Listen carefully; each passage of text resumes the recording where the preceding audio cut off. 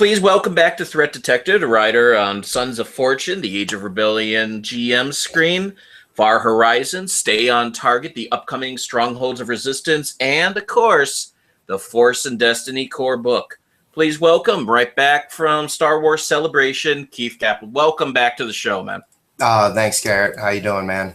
I am doing great. Lots of incredible Star Wars stuff, and you were at Ground Zero on all of that. I have not been able to see the Rogue One teaser. What is it like, and should we be excited by this? Yeah, you should definitely be excited. I'll give you the quick breakdown of what we get.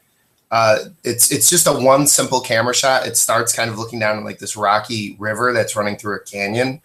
And as it starts to like pull back a little and move forward down the river, you realize we're in like on either side of this canyon is jungle, very familiar looking jungle. And it turns out it's Yavin 4, and you can see the Death Star looming large on the horizon, and then they pinch it off. That's it. That's all they give us. But from what we've been told officially, it's going to be some sort of story, like the definitive story of how the rebels capture the Death Star plans, I guess, is what the current news is that's out there. So it sounds really exciting. We've been told it's going to be more of a war movie, which is a slight like tonal departure from the classic trilogy, like that mythic fantasy sort of style. But it looks slick, man. So I don't know. I'm excited for it. Is this going to be war film as in starships over, or are we talking war film as in James Bond type of stuff? See, that's what's interesting. I mean, obviously, we don't know that much about it yet, and I haven't had the chance to read every interview. But I have a feeling if you look back at like what inspired Star Wars, and you look at all these, some of these old classic war movies, especially the stuff that inspired the Starfighter combat, was a lot of World War II style footage and footage from movies that were made about World War One. I can definitely see them kind of it coming full circle, so that now they're doing a Star Wars movie that is done in the style of some of these other classic films that were the inspiration for parts of the originals. What are you wanting from this? What is the thing that Keith Kappel wants to see on the screen in this film? Well, when you're talking about the Rogues, like, I'm like, man, is this going to be the origin of Rogue Squadron as well? So that's what I want to know right away. Like, are we going to get some awesome Rogue Squadron, unorthodox starfighter, airspeeder sort of vehicle tactics stuff? That's what I would really like to see. But I won't be disappointed if it's more of a like an elite ground unit kind of thing, or something maybe more Wraith Squadron-y from for those familiar with the EU. Mm-hmm. And I also can see like Rogue One is in one person being more of even a Kyle Katarn sort of homage. There might be some influences. I know the EU has been swept away, but it is certainly there for them to pick over the scraps and decide what elements to keep, recanonize, or bring back in a completely different way. So I'm open to a lot of different things that Rogue One might be. I know we do have a female lead for it that's been cast. So, I mean, that could be interesting too. Or even some of the guys that were with Luke and Biggs on that Death Star run, you know?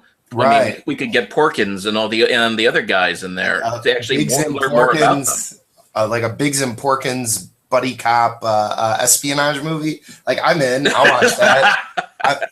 I mean, I'm open to whatever they throw at us at this point. You got to write that module, man. You got to write the Biggs and Porkins buddy cop module. I'm in. That mustache just screams cop, right? So yeah, it's like the Good Guys with Bradley Whitford thing, you know. and Porkins, like his name is Porkins. That's pig which is short for cop, and it looks like he's gotten into the donuts. Those two guys are by far the most. They scream buddy cop movie to me. So. They sure do. So the other episode 7 trailer, how did you feel when you first saw it? So I'm not getting any younger. I'm not willing to stand in line for 48 hours or whatever it was in the heat. I'll probably pass out cold. I would have had to watch it from the hospital otherwise, I'm sure, had I tried. So I streamed it comfortably from my hotel room, which was just fine for me. So I got to see it at the same time everybody else did, just not like on the big screen and in person. It was awesome. Like, it was the trailer we all wanted. I think that's the one we've been waiting for. When people saw the first trailer, like, wow, there's some really cool stuff in that, but I don't know. But when we saw this one, we knew it's like, oh yeah, this is Star Wars for sure. I felt like we got more character. We got a sense of what the people, even the newbies, are about, which was something that just was very abstract and vague in the first one. Yeah, I felt like they gave us actually quite a bit of what felt like to me like an easy to extrapolate sort of setup for the first act. A lot of the first act plot, you could start to see how characters might be relating to each other. There's the girl on Jakku, Rey, with her speeder. We know she's some sort of scavenger, and now we know there's a crashed Imperial Star Destroyer, which probably has a lot of great things to scavenge that are there. We know the Falcon engages in some sort of battle that happens there. So maybe it's involved in the battle that leads to the crash. Maybe it's not. We don't know. But we know that some of these characters are probably going to get together on Jakku. And Luke Skywalker seems like him gravitating toward a desert planet seems a pretty natural fit. So it just seems like it set up a lot of ways for how these characters can get to Jakku, and how a stormtrooper might wake up after a crash landing, on an escape ship from a crashing Imperial Star Destroyer, or how an X-Wing pilot might also crash land on this desert planet while taking place in the battle. So it kind of shows how all these characters might get thrown together.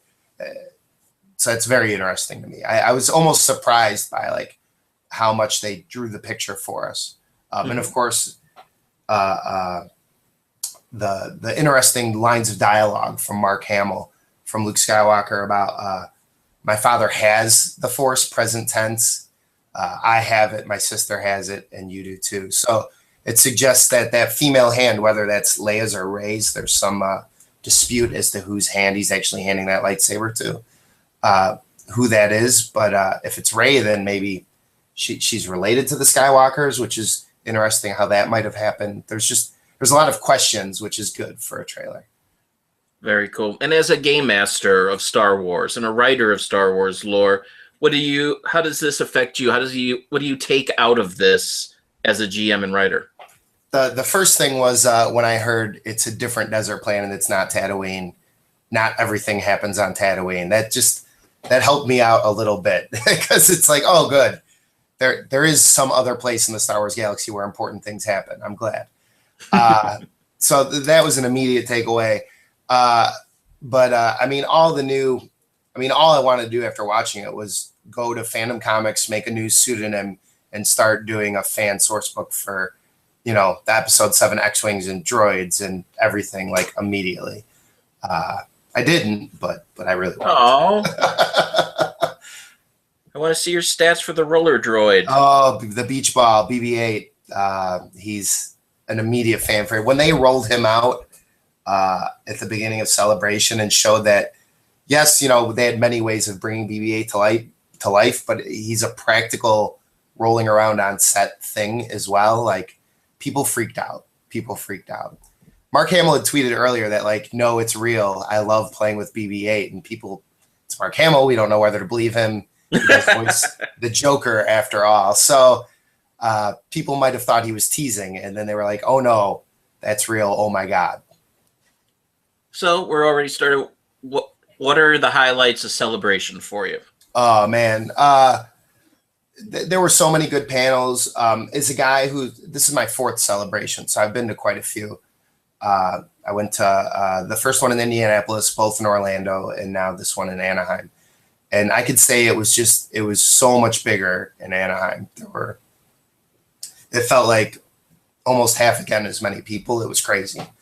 For me personally, when I started going to these, I was not working for Fantasy Flight Games yet. I was just doing fan material for the Wizards of the Coast stuff, as you know. So for me, like, I wanted to sort of commemorate this fact that I graduated from creating fan content to creating official content. So one of the things I did was I brought along a copy of Sons of Fortune, which was my first published work. And I went around to all of the the other official Star Wars authors and artists and some other people in the fan community, people that had just really supported me and encouraged me since 2005, really. So over the past decade to get to where I am. And I had them all sign a copy of Sons of Fortune, which is really special and nice for me. Mm-hmm. So every single conversation that took place associated with those signings and all that those are real special for me personally. I go to all of the writers panels. They do this great thing at Celebration called the Star Wars University Rooms, where they pack like 100 to 200 fans into a room, small room, and one of the writers of the novels or one of the other products will give us a lesson for an hour, or they'll basically teach a writing course. Nice. Which is a pretty unique opportunity to have New York Times bestsellers in the fantasy sci-fi genre sort of telling you how they do it. That's invaluable. Sorry, my voice is still a little hoarse from all the Celebration shouting. The panels were all awesome. All the early release stuff was incredible.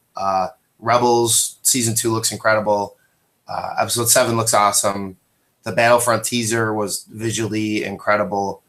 And the Rogue One teaser, of course, as well. And I'm sure I'm forgetting like 12 other things. But all the early release stuff was like, wow, this year is going to be awesome.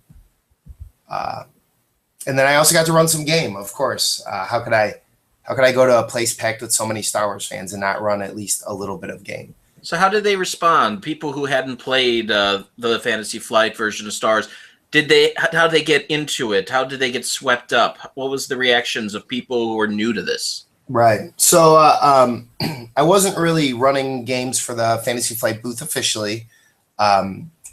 They focused more on the miniatures this year. So everything I did, I just kind of tweeted it out that I was ready to run some game, and whoever could respond quickest got a chance to play. And I tried to bring in some special guests as well. So I had a few people who had not played before. Ed Erdelak, he writes the Merkaba Rider novel series, and he's also written some Star Wars fiction. Fists of Ion, which is a story about shockboxers that used to be on StarWars.com, is the one that comes to mind. And also Sander DeLong, who writes for StarWars.com and The Insider, and I think TK421 it is, which is a fanzine in Belgium. So they were two of my new players, some of the Wikipedia guys as well, Stephen Greenwood and Jay Sarek, who I think had played maybe once, but I'm not sure who GM'd it for him. So it was basically new to them as well. And they reacted positively. I think they were pretty impressed with the narrative implications and just the I tried to really focus on the collaborative storytelling element of it. That's all improvisational, and how that can play to their strengths as writers. And really, it's not too much about the crunch and do I have +1 this or +2 that. It's what fun thing can we make up right now to explain that triumph or despair or all those advantage or threat. So I think they really had a good time. We played for several hours both times. So cool. What scenario did you do? Oh, well, I don't want to get into too many details on my scenario, but I will say this. At Gen Con last year, I had an optional scenario where you could play through the events of Episode 4 New Hope as an elite unit of Darth Vader's 501st Stormtroopers. So you got the chance in that module to storm the Tantive 4, search the main computer, and discover that the Death Star plans are not on the main computer. You then get some R&R on the Death Star before being told that some information has come to light as a result of Princess Leia's interrogation. The Rebel base is believed to be on Dantooine, so you have to go investigate as a recon unit, which you do only to find that the base had been recently abandoned. However, some information left in the computer leads you that they may have moved their base to Yavin. Unfortunately, you can't reach the Death Star because it's in hyperspace and you don't have the proper equipment, so you're just going to have to jump ahead and follow the lead yourself. So as you do, you arrive just in time to witness the Death Star exploding and seeing a lone TIE advance pinwheel away from the Death Star. You are tasked with rescuing Lord Vader before his ship spirals out of control. and that's your big win, and that scenario ends there. So at Gen Con this year, I plan on running a similar module based on Empire Strikes Back with the same idea. So I began breaking ground on that at Celebration. I didn't really write anything. I just showed up knowing we had to get through Empire Strikes Back as stormtroopers and made it up as I went. We didn't quite get off Hoth, but as I run it more and more, I'll parse it down so it's ready for Gen Con. Hoth's the best part of it all. No, you want to stay there for a while, for sure. Yeah, you want to pilot the AT-AT. I didn't give them that. They got an ATSD. Okay. There were only 5 of them. They had to deal with some Wampas, one of which was already missing an arm. They had to deal with. Did you use the deleted scene from Empire? No, we didn't get into the actual Rebel base. I decided to task them with taking out a smaller communications facility that they could handle on their own. But there's a possibility that I would love to incorporate that deleted scene. I just love that idea. Yeah. I knew I needed Wampas in there at some point because we were there. There was also a Tauntaun stampede, I think, at one point, thanks to an ill-timed despair. But it was good. It was good fun. Cool. And we're kind of getting into the area. One of the things I really want to talk to you about was genre bending. We talked about that with the war movie, with Rogue One. We were talking with the alternate point of view from the Imperial point of view right here. As the Star Wars galaxy gets bigger and bigger, there's more chance to explore different genres or things. And I think of it as guest writer director. Sure. Like in the last few episodes, we've been doing a module called Kill Bucho, which is a direct homage to Tarantino Rodriguez films, and trying to get much more violent, much more over the top, much more witty line villains and things like that. How do you recommend doing that? Does that take away from the Star Wars feel, or is the Star Wars universe growing to where that's a cool thing now, where it's already doing that? Well, I think now they are. I mean, it looks like they're about to start doing that with the films, right? With the one-off films. Like we might get a young Han Solo movie that's really a crime drama or something like that. It's hard to say what we're going to get, but that pops to mind immediately as something that would be a good fit. But I think the EU had been doing this already for some time.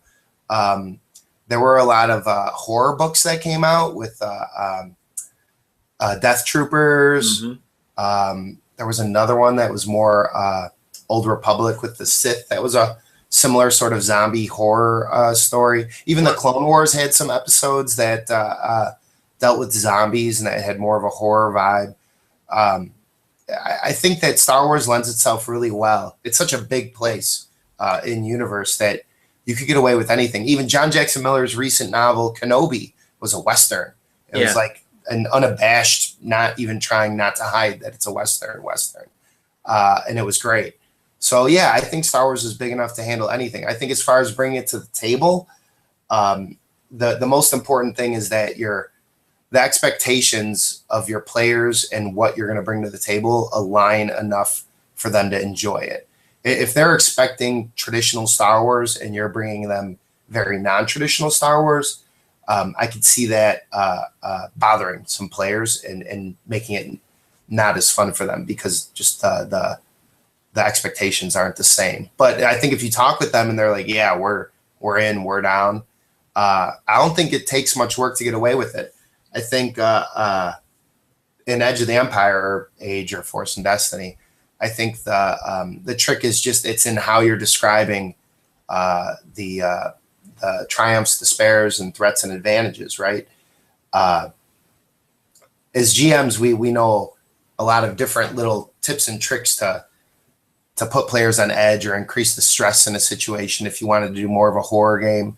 Lots of perception checks where you just say, well, you don't see anything, will freak all of your players out every time. And even in a horror game like that, I might even hide the negative dice results so that they can't see them.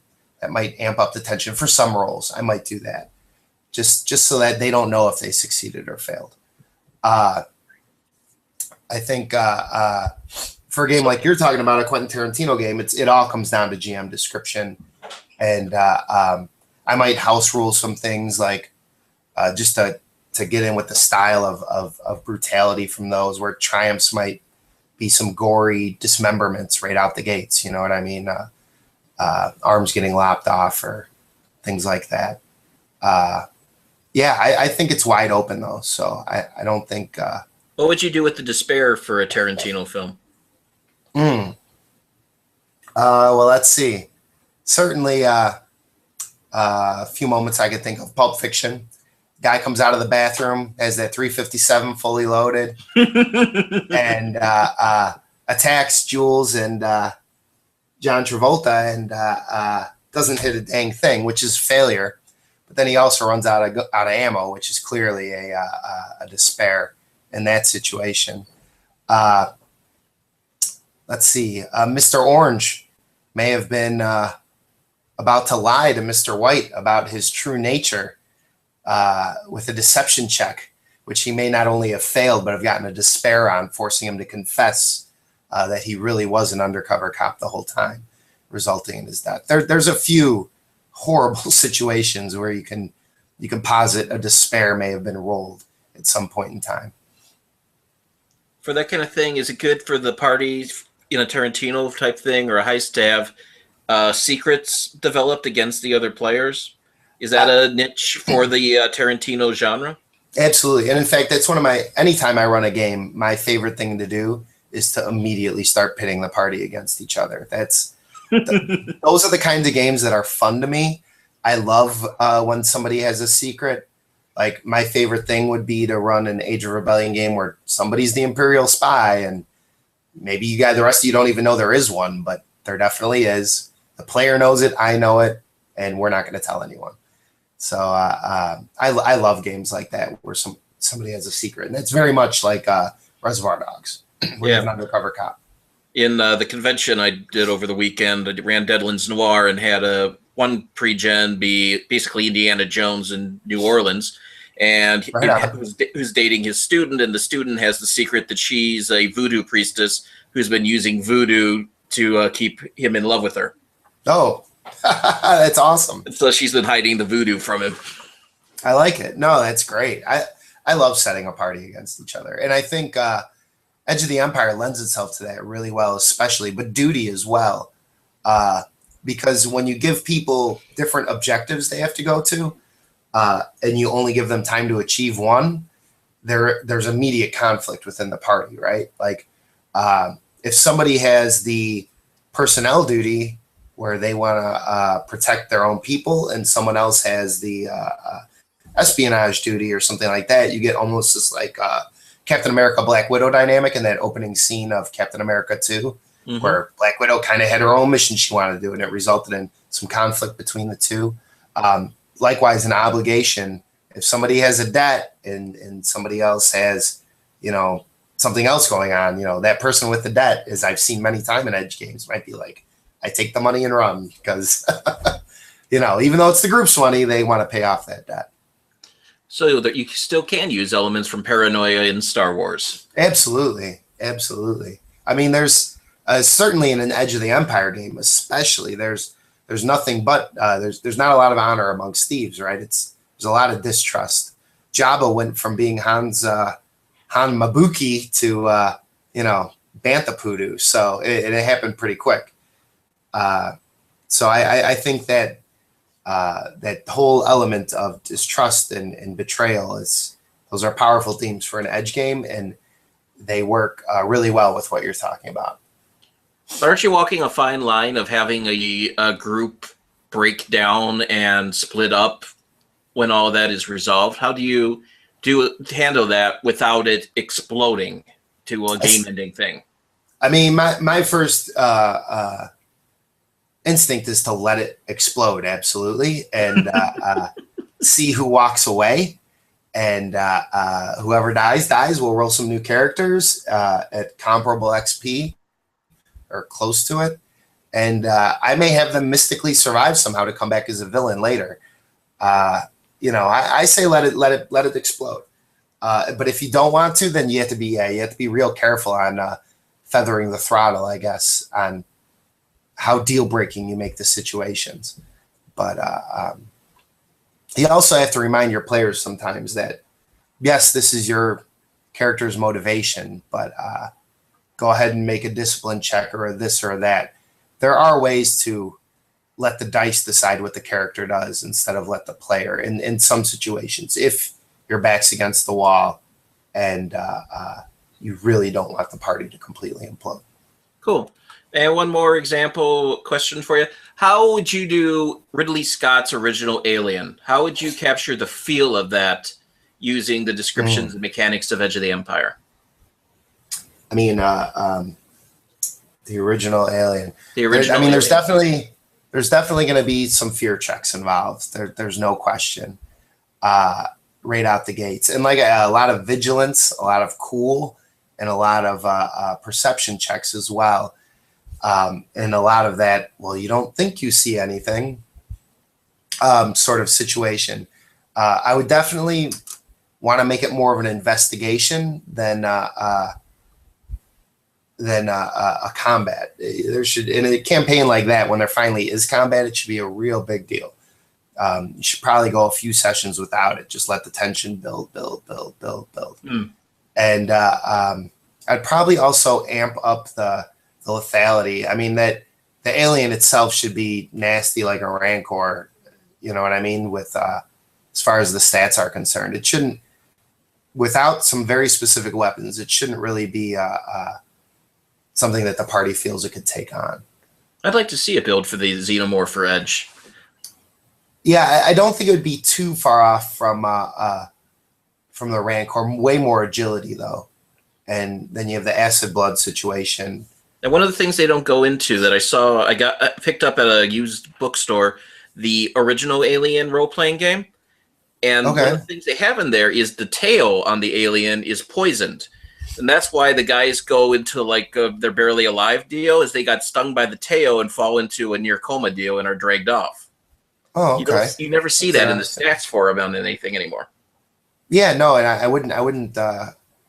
Certainly, from the first two movies, I wouldn't think of that as a key characteristic of theirs either.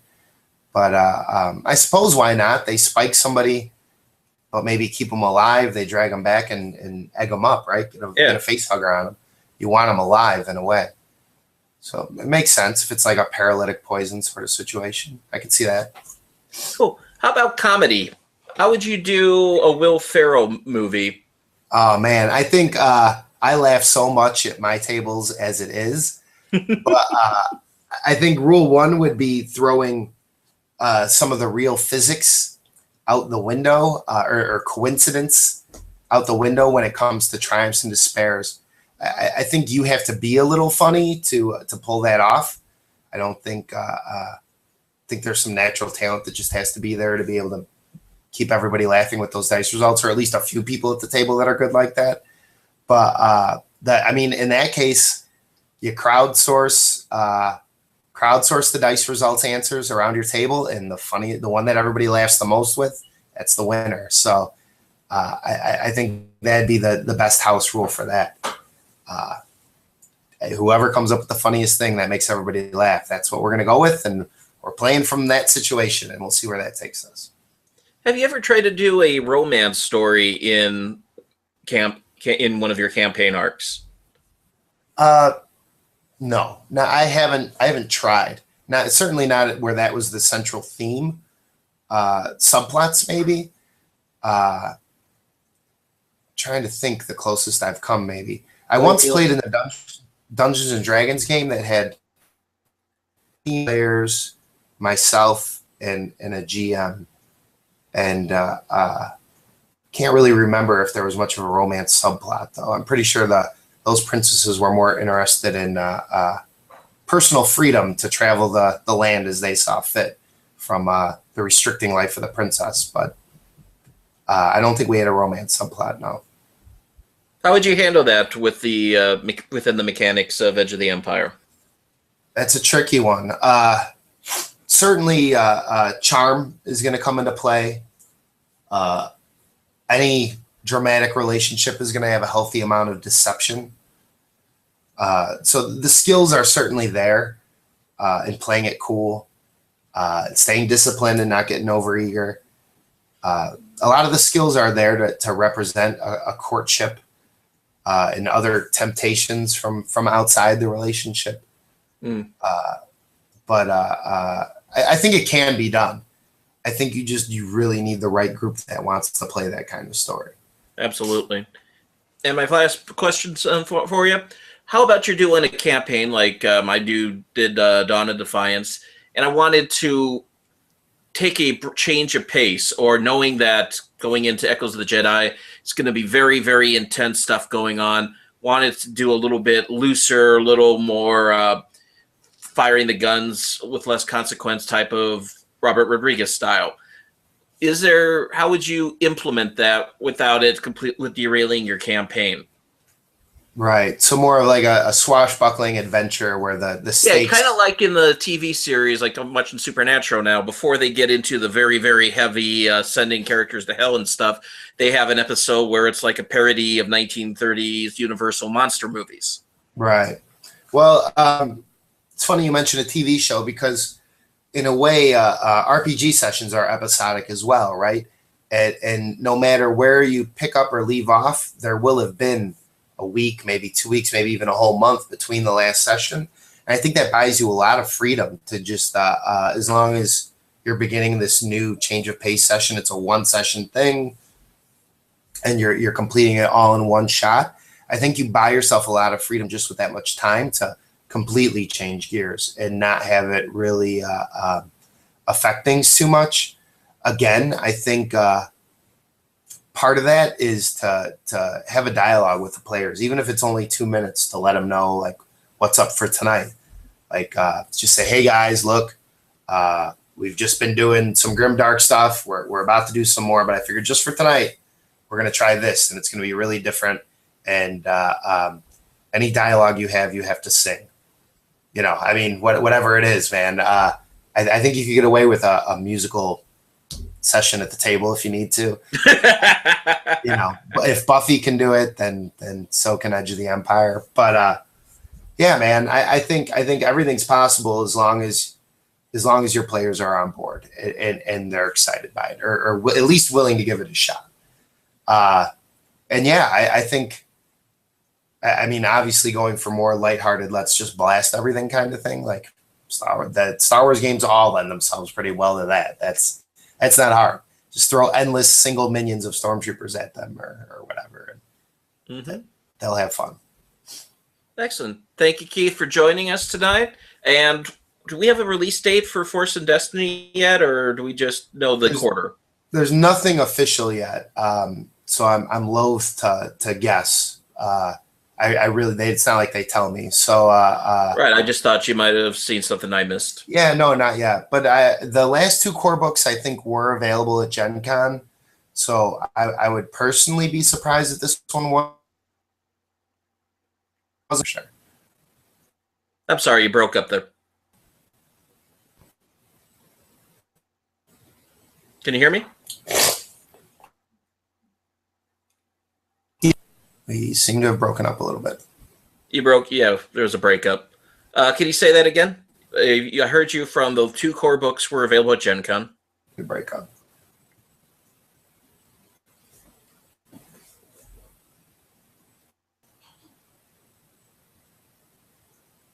Can you hear me still? Yes.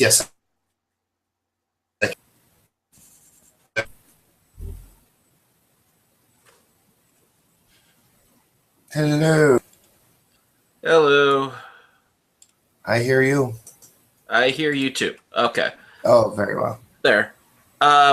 Take it back from, I saw those two books at Gen Con, the core books at Gen Con. Hold on. I don't think we're through the woods yet. Oh, no. Hold on. Okay. Pretty sure it's my end. My computer's just acting up. People are messaging me all at once. Uh-oh. Deadlines.